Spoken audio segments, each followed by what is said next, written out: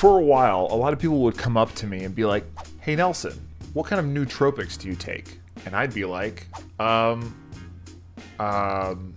they'd be like, "Do you know what a nootropic is?" And then I'd be like, "Yeah, of course," when I really didn't. And I feel like that's pretty common these days, that people talk about nootropics, but they don't really know what they are, or the term is kind of thrown around and used really lightly for a lot of things when it shouldn't be. So in this video, we're gonna clear the air, and I'm gonna explain to you what a nootropic is, in case you don't know, what they're good for and what I think they're good for, and some of my favorite ones, and then we're gonna wrap up this video with a cool little announcement. So make sure to stay till the end because I'm really psyched for this. Let's get started.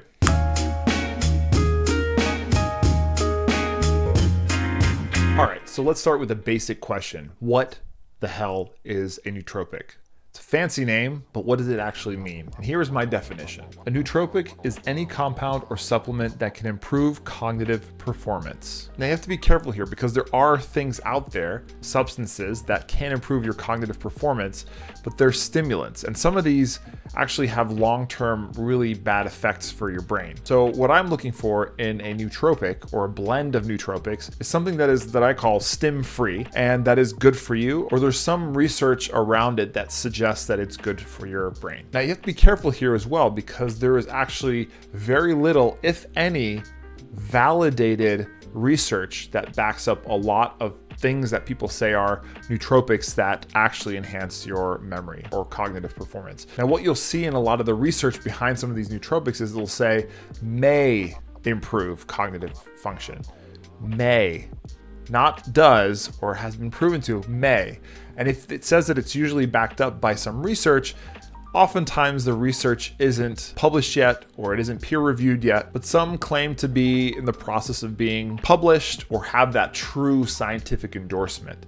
Now, that doesn't mean that they don't work. That obviously means that you have to be careful and know what you're putting into your body. I've done a lot of research. It's kind of my business and super important for what I do.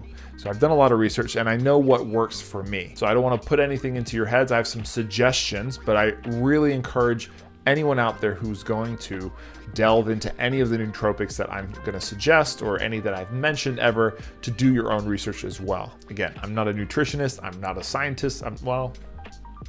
I am a master of science. I actually have that degree, but that's computer science. I'm not a nutritionist or a doctor.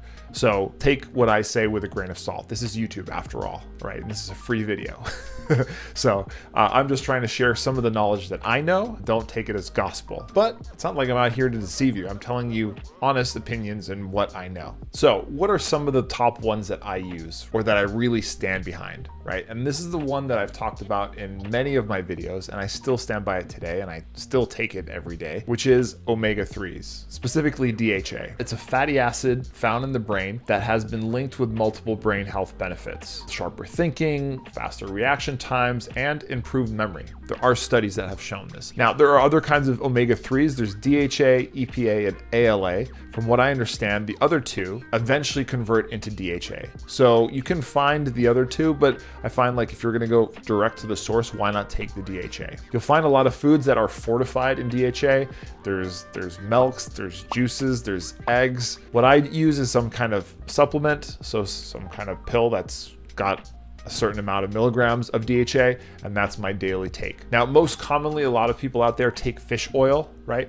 Which has the DHA in it. You can often find DHA in fatty fish like salmon, but I don't eat a ton of fish, so I need that supplement. It's a lot easier for me to get the amounts that I need. Just so you know, DHA stands for docosahexaenoic acid. Try saying that 10 times. Now, after DHA omega-3, the next compound that I stand behind and really believe in is this phosphatidylserine. Ooh, I said that right. Phosphatidylserine. Phosphatidylserine. What a fun word to say. Phosphatidylserine. You try it. Phosphatidylserine. Docosahexaenoic acid. Phosphatidylserine. Ooh. Anyways, phosphatidylserine is a type of fat compound found in the brain, and studies have shown that supplementing can improve thinking skills, memory, and actually help reduce age-related decline. Now, a lot of these I'm saying studies have shown or suggest, so I'll link to a lot of those studies in the description so you can check them out for yourself. If you want to take them for what they are, fine. If you don't want to believe them, fine. It's always good to be skeptical. Is my name even Nelson? Am I even a memory champion? Do I even know what I'm talking about?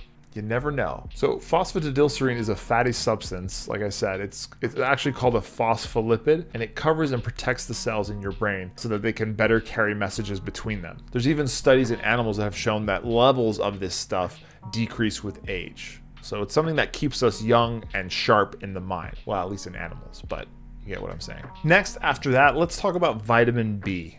Specifically vitamin B6, B9, and B12. Those three are often linked with brain health. They can help break down homocysteine, high levels of which have been associated with a greater risk of dementia and Alzheimer's disease. B vitamins also help produce energy that are needed to create new brain cells. Cool. So B6 is also known as pyridoxine, B9 is folate, folic acid, and then B12 is cyanocobalamin. That's another fun one to say. Now, those are all stim-free, as I like to say.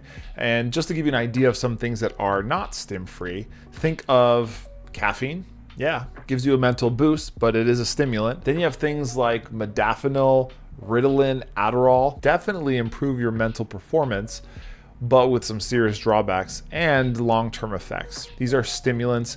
These aren't things that you should be relying on for the long term. I mean, Adderall contains amphetamines. But again, anything that can improve your brain performance is considered a nootropic. Granted, it's not always a good one or a safe one. Now, this is where kind of annoys me is that, you know, you have this word nootropic and people are like, what nootropic do you take? Or they kind of interchange it with this smart drug. But these things, a lot of them are naturally occurring, you know, unless we're talking about modafinil or Adderall or whatever. But a lot of the stim-free ones I was saying, and there's plenty of others that are naturally occurring or they come from plants or something like that.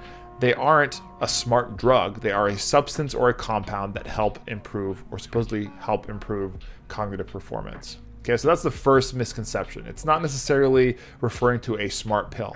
Now, there are companies out there that create nootropic blends, which are, you know, proprietary formulas that combine a lot of these different nootropics into one single supplement pill. Just like you take a health supplement that has all your vitamins, you know, that you need to take and your fish oil and whatever, this is a nootropic blend. It's specific to boosting your cognitive performance. So when you're out there looking at a nootropic blend, make sure to see what the ingredients are, right? And do your research on which ones are a bunch of horse crap, which ones are actually backed with research, and to what extent, right? Is it a lot of research? Is it well-founded? Is it peer-reviewed? Is it published anywhere? You know, you got to do your research to really understand what is good versus what is kind of like snake oil. So in the end, should you be taking a nootropic? And my answer to you in complete honesty is save your money. The easier thing to do and the safer thing and the proven thing to do is to focus on your exercise, your sleep, healthy diet, and reducing or managing stress. Those four things have been proven to actually boost your cognitive performance, and they are good for your entire body. But if you are in the business of, you know, really trying to push the envelope, which I am, I'm sure there are other careers or businesses out there that require, you know, just that edge, that mental edge that maybe you can't quite get through normal means. So for me, it makes sense to try some of these, especially if I'm very careful in what I choose, what ingredients I put into my body. And for me, I notice a difference and it helps me. And I also do take care of those other 4 important free nootropics, let's call them. So I feel like experimenting on top of that, a little bit here, a little bit there, is a safer way to go about it. Now, if you're curious about which nootropic blend I take this MindLab Pro, which I've talked about in a number of videos. We're working together for the next year or so, and I really stand behind their product. I've been using it for quite a while now, and I really enjoy what it's been doing for my cognitive performance. I have a few championships coming up to compete in, and I really feel like I have that little bit of an edge to kind of help me perform better. You can learn more about them. I'll leave a link in the description and you can check them out for yourself. Do a bit of research in their ingredients as well. I encourage you to do that, and you'll find that their ingredients are actually very natural, safe, and well backed by the research. All right, now with that out of the way, let's talk about the announcement. And that announcement is next month, during National Alzheimer's Awareness Month, I will be attempting a Guinness Book of World Record. Now, I'm so excited. I've always wanted to try to break a Guinness World Record. I mean, that's kind of the one thing that's missing from my memory titles is a Guinness record. How cool would that be? So prestigious. I would love to be blessed with that honor. So I found a record that I wanted to beat. It's kind of an interesting mental plus physical challenge, and it's something I know I can do and can train for, and I have been training for it. So that'll be happening next month. I'll share more about the specifics of the actual record and how it goes down and all that stuff in my next video, but the attempt will be sponsored by Mind Lab Pro.